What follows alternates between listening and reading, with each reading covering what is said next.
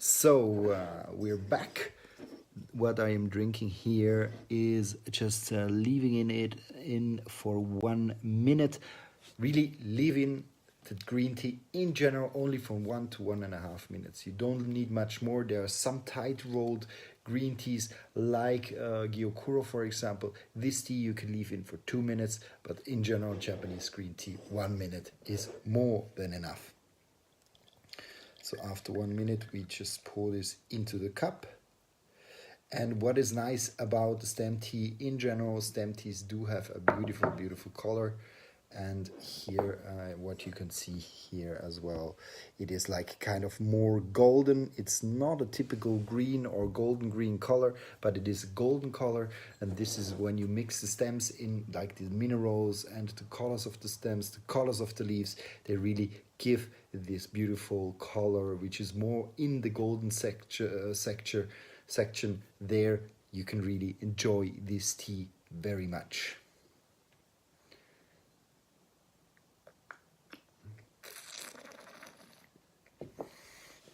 So I kept it now in a lower temperature. So welcome Rubina Karakaen, welcome to the live session.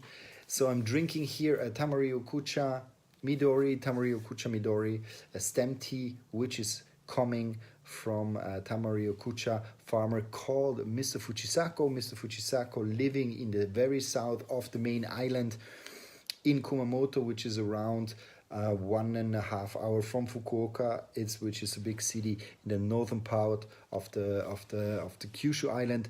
So there he has his farm on a high plateau, and we are drinking it now tonight before we go to bed, before we go to sleep. This stem tea, so a very beautiful stem tea here, which you can see what we are drinking in the first brewing. Now, let's go again to the taste.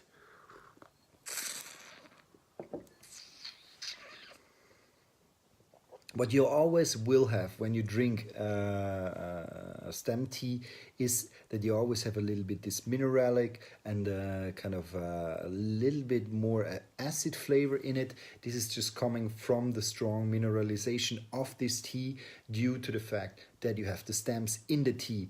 So always when you're a little bit going more into tea which has a little bit more stems, automatically there's a slight acidity coming into the tea, and there you can really enjoy kind of a more stronger taste. There's a little bit of a hay flavor in the taste, so something in which is very, very particular for the stem teas, and therefore I suggest you, if you're looking for a sweet, nice, fine tea, you shouldn't too much go into the stem tea direction, because the stem teas, they really add a little bit of a flavor of this, a little bit of a more, also a little bit of a dryness. You have a little bit of a dry flavor, so more a tanninic flavor, which you might know from red wine. Dry red wine, this is a little bit the same sensation. So if you are looking a little bit more for something which has a stronger and a direct taste with a little bit of this slight dryness in the mouth, definitely you should try stem tea, which is something you definitely can go for.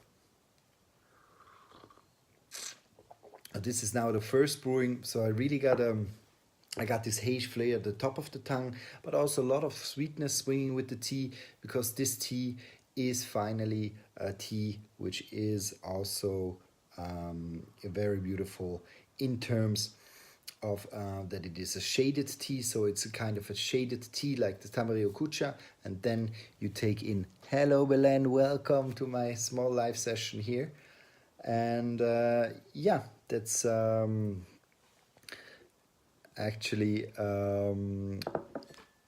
it's special about the stem teas, that you really have a little bit more this dry and this hay flavor, but here, as it is a shaded tea, so a covered tea just before harvest, then you should absolutely try this due to the nice sweetness it has. It depends a little bit on what kind of stem tea you're trying, what kind of stem tea you're going for. Finally, this is a stem tea which is also covered, so there's a lot of sweetness swinging with this tea.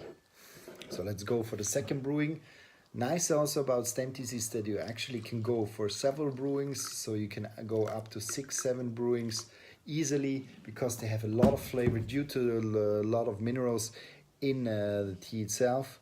And this is what I personally like as well about the stem teas, that you can use them for a long time and you have a lot of flavors from serving to serving to serving.